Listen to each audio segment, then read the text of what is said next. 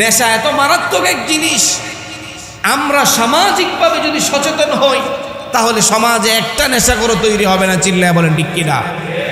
আপনার আমার ভাই ভাতিজা, ছোট ভাই, ছেলে, এরাই হয়তো নেশাগ্রস্ত হচ্ছে, নেশায় আক্রান্ত হচ্ছে, বা আপনি জানেন এই লোকটা নেশা করে, এই লোকটা এলাকায় নেশা বিক্রি করে, আপনারা সংঘবদ্ধ হয়ে তাকে বাধাগ্রস্ত করেন, আপনারা সংঘবদ্ধ হয়ে তাকে পুলিশের হাতে সোপর্দ করেন, আপনারা সংঘবদ্ধ হয়ে তার বিরুদ্ধে দাঁড়িয়ে যান। সে একদিন দুই দিন ভয় পাবে কি পাবে না? জোরে বলেন, পাবে কি পাবে না? কিন্তু আমাদের সমস্যা হলো আল্লাহ তাআলা এই ব্যাপারে আমাদেরকে জিম্মাদারি দিয়েছেন, তা'মুরুনা বিল মা'রুফ ওয়া তানহাউনা আনিল মুনকার, তোমরা সৎ কাজে আদেশ করবে এবং অসৎ কাজে নিষেধ করবে। কিন্তু আমি আপনি দেখি চোখ বুজে চলে যাই, কাউকে নিষেধ করি না, মনে করে নিষেধ করলে সে আমার ক্ষতি করবে। একদিন দুই দিন আপনি যদি তাকে বাধাগ্রস্ত না করেন, ছেলেটাই হয়তো আপনার ছেলের কাছে এসে একদিন নেশা বিক্রি করে যাবে, তখন আপনি তাকে বাধা না দিয়ে পারবেন? কথা বলেন, পারবেন? পারবেন না। বা আপনার মেয়ের কাছে সে নেশা বিক্রি করে চলে যাবে, আপনার ছোট ভাইয়ের কাছে সে নেশা বিক্রি করে চলে যাবে। সবাই তো অনেক রকম মন মানসিকতার থাকে না। এই জন্য মোহতারাম হাজিরিন, আপনার ছেলেটা যদি আজকে বিড়ি সিগারেটে আসক্ত হয়ে থাকে, এই মুহূর্তে তাকে আপনি বাধাগ্রস্ত করেন, এই মুহূর্তে বাধা দেন, অন্যথায় সে আরো বড় নেশার দিকে অগ্রসর হবে। চিল্লায় বলতে হবে ঠিক কিনা?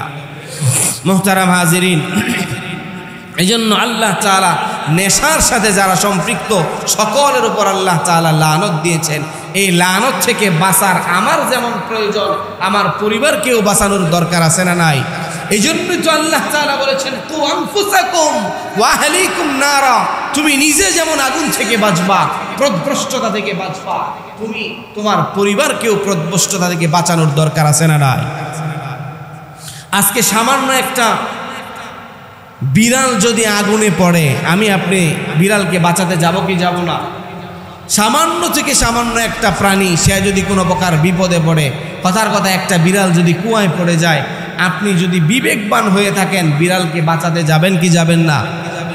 আর আজকে আপনার ঘরে বসে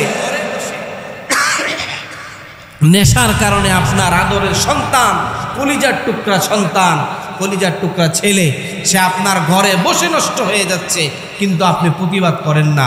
আপনি আজকে এই প্রতিবাদ না করার কারণে সে আরো বড় অপরাধ করতে এক চুল পরিমাণ দ্বিধাবোধ করবে না। আপনারা পত্রিকা খুললেই দেখবেন অনেক বিত্তবানদের সন্তান, অনেক ভালো ভালো মানুষদের সন্তান নেশায় আসক্ত হয়ে পিতামাতাকে খুন করছে। এমন ঘটনা আমাদের সমাজে কম না বেশি?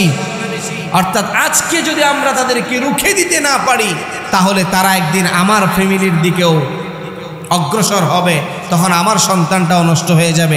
আপনি একা না পারেন, আরো 5 জনকে ঠিক করেন যে আমাদের এলাকায় যারা নেশা করবে, মাদকের বিরুদ্ধে আমার আপনার সচেতনতা, মাদকের বিরুদ্ধে আমার আপনার সাবধানতা, মাদকের বিরুদ্ধে আমার আপনার প্রতিরোধ গড়ে তোলার দরকার আছে না নাই? আমরা যদি এইগুলো করতে পারি, বিশেষ করে দেখবেন যারা নেতারা আছে, বিভিন্ন দলের নেতৃবৃন্দ, এরা অনেকেই বলে যে আমরা মাদকের বিরুদ্ধে 0 টলারেন্স ঘোষণা করছি, কিন্তু পক্ষান্তরে দেখা যায় তাদের মাধ্যমে আবার মাদক সাপ্লাই হয়, আছে না নাই? এই জন্য সমাজে আমি আপনি যারা সাধারণ নাগরিক আছি, আমাদের কর্তব্য হলো, আমাদের দায়িত্ব হলো, আমরা এই মাদকের বিরুদ্ধে প্রতিরোধ গড়ে তুলব ইনশাআল্লাহ। আল্লাহ আমাদের প্রত্যেককে তৌফিক দান করুক, প্রত্যেকে বলি আমিন। নেশা খাওয়া এটা মাহারামদের সাথে জেনা করার নামান্তর। আমরা অনেকেই জানি সুদের সর্বনিম্ন গুনাহ হলো মায়ের সাথে জেনা করা, জানি কি জানি না? এই হাদিসটা জানেন না এমন কেউ আছেন? এটা প্রত্যেকেই জানেন, কিন্তু নেশা করো যে মা, খালা, ফুফু যারা আমাদের মাহারাম, তাদের সাথে জেনা করার নামান্তর। শোনেন হাদিস, বিশ্বনবী সাল্লাল্লাহু আলাইহি ওয়াসাল্লামের জলিলুল কদর সাহাবী আন ইবনে আব্বাস রাদিয়াল্লাহু তাআলা আনহুমা قال سمعت رسول الله صلى الله عليه وسلم يقول الخمر أم الفواحش وأكبر الكبائر من شربها وقع على أمه وخالته وعمته। বিশ্বনবী সাল্লাল্লাহু আলাইহি ওয়াসাল্লামের সাহাবী আব্দুল্লাহ ইবনে আব্বাস রাদিয়াল্লাহু তাআলা আনহু বর্ণনা করেন, আমি বিশ্বনবী সাল্লাল্লাহু আলাইহি ওয়াসাল্লামকে এই কথা বলতে শুনেছি। রাসূল সাল্লাল্লাহু আলাইহি ওয়াসাল্লাম বলেছেন, মদ হলো যাবতীয় অশ্লীলতার মূল, আল খামরু উম্মুল ফাওয়াহিশিল আকবার, মানে সকল ফাহেশা কাজ অশ্লীলতার মূল। আল কাবাইরু মান শারিবাহা ওয়াকা আলা উম্মিহি ওয়া খালাতিহি ওয়া আম্মাতিহি, আর যারা নেশাদ্রব্য গ্রহণ করে তাদের উপমা হলো ওই ব্যক্তির ন্যায় যে তার মায়ের সাথে জেনা করে, যে তার নিজ খালা নিজ ফুফুর সাথে জেনা করে, তাদের সমান। নাউজুবিল্লাহ। আরে আপনি একটু যখন নেশার আসরে বসেন তখনই তো আর আপনার নেশা হয়ে যায় না, তখন আপনি আপনার বিবেককে জিজ্ঞেস করেন যে আমি এই মুহূর্তে আমার মায়ের সাথে জেনা করতে বসেছি, আমি আমার খালার সাথে জেনা করতে বসেছি, আমি আমার ফুফুর সাথে জেনা করতে বসেছি। আপনার বিবেক, আল্লাহর কসম আমার মনে হয়, আপনাকে ওই মজলিস থেকে উঠাতে বাধ্য করবে। আমার মনে হয় আমার বিবেক ওই মজলিস থেকে আমাদেরকে উঠাতে বাধ্য করবে। আল্লাহ আমাদেরকে এই সংক্ষিপ্ত যেই কথাগুলো বললাম, আসলে একটা বিষয় আলোচনা করার জন্য অনেক দিন স্টাডি করতে হয়, অনেক আলোচনাটা লম্বা হয়ে যায়। অল্প সময়ের জন্য আপনাদেরকে আমি যেটা আজকে প্রথমেই দাওয়াত দিয়েছি যে আপনারা চেষ্টা করবেন 12টার মধ্যেই যেন মসজিদে উপস্থিত হতে পারেন, কারণ সামনে ইনশাল্লাহ আমরা সিরাতের আলোচনায় যাব। বিশ্বনবী সাল্লাল্লাহু আলাইহি ওয়াসাল্লামের চমৎকার জীবনী, যিনি পৃথিবীর শ্রেষ্ঠ মানুষ, তার মতো আর কোনো মানুষ আর আসবে না।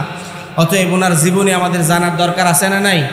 এই জন্য আমরা প্রত্যেকেই 12টার মধ্যেই মসজিদে আসার চেষ্টা করব, যেন আমরা আমাদের সংক্ষিপ্ত যে আলোচনাটা গুছিয়ে নিয়ে আসা হয় এটা শেষ করতে পারি। আপনারা সহযোগিতা করবেন তো ইনশাআল্লাহ। আল্লাহ আমাদের সকলকে তৌফিক দান করুক। যতটুকুন আলোচনা করলাম, ভুল ভ্রান্তিগুলো আমার পক্ষ থেকে, ভালোগুলো আল্লাহ রাব্বুল আলামিনের পক্ষ থেকে। আল্লাহ আমাদের সকলকে সকল প্রকার মাদক থেকে দূরে থাকার তৌফিক দান করুক। প্রত্যেকে বলি আমিন। আল্লাহ তাআলা আমাদেরকে আমল করার কথাগুলো মেনে চলার তৌফিক দান করুক। ওয়া আখিরু দাওয়ানা আলহামদুলিল্লাহি রাব্বিল আলামিন।